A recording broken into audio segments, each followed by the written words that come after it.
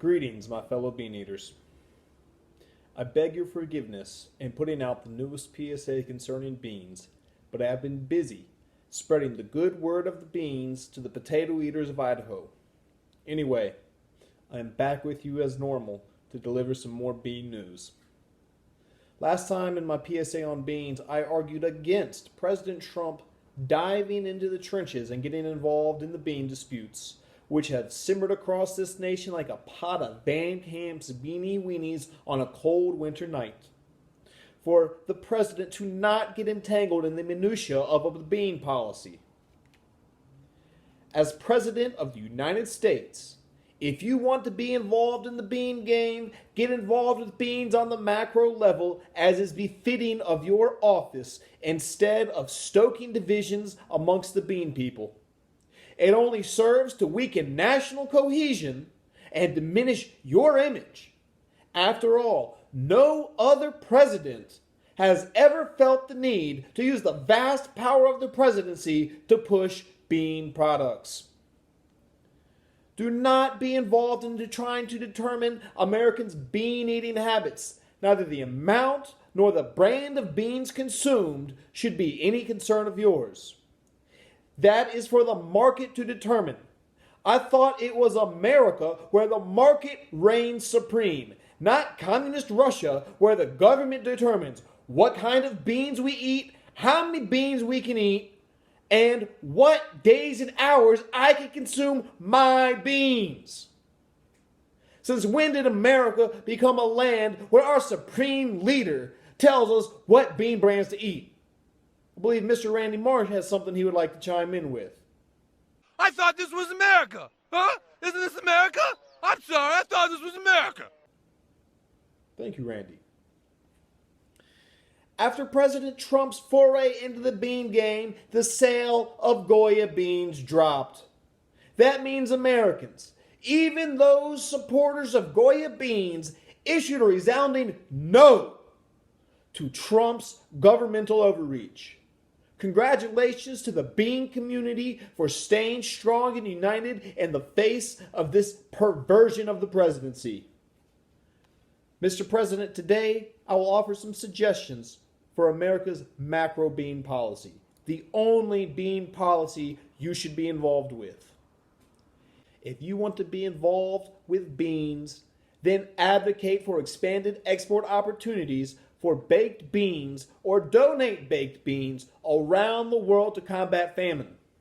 And in 5 to 10 years, that simple effort of faith, planted in the form of famine relief, will blossom into new export opportunities for American bean producers.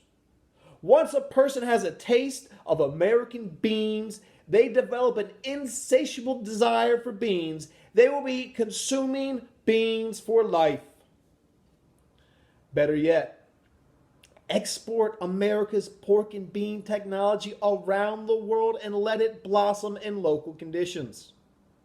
In the future, who knows what pork and beans will have evolved into after being immersed in local cultures?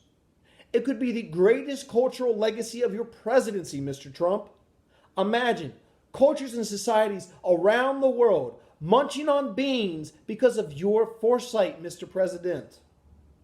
There is historical precedent. World War II, Spam became one of America's premier exports to the Pacific Rim and remains so to this day.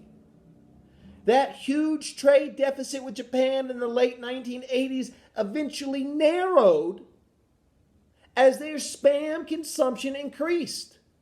Once they had a taste of America's finest processed meat, their Spam consumption increased as they make Spam sandwiches, Spam fried rice, Spam musabis, and give each other gift sets of Spam. Mr. President, I have a question for you.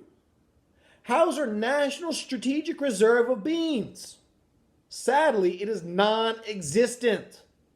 You could be the founding father of America's network of bean storage and dispensary facilities, ensuring that every American has a stomach full of beans in tough times. Create policies to encourage that wide varieties of beans be grown, and specifically developing hybrid versions of beans that can thrive in extreme circumstances. From the frigid lands of Maine to the humid swamps of the South to the arid lands out west. We need hybrid versions of beans that can grow in every nook and cranny of this great land. America has always been a trading nation, Mr. President. Ensure that America can export beans in times of plenty, but also negotiate trade deals to ensure American canneries are able to import a steady supply of the best navy beans around the world in case our domestic crop fails. But no, Mr. President, you have destroyed the export market for beans to China, and as a result, Chinese importers are turning to Brazil and other bean-producing nations at the expense of America's bean farmers. I shudder to think what would happen if our bean crop failed, as we have no bean trade agreements in place. Mr. President, do not demean the Oval Office by backing Goya beans. A man of your stature backing other people's bean brands? Jackie Childs, your thoughts? It's an infringement on your constitutional rights. It's outrageous, egregious, preposterous. Thank you, Jackie. You would be crushing the competition by creating and pushing your own pork and bean product.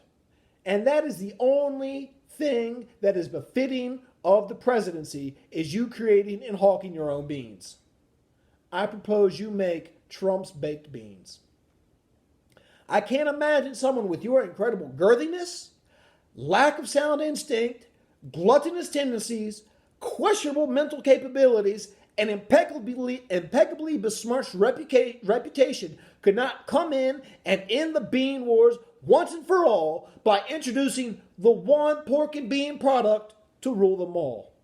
A pork and bean product which will be universally proclaimed by all bean eaters.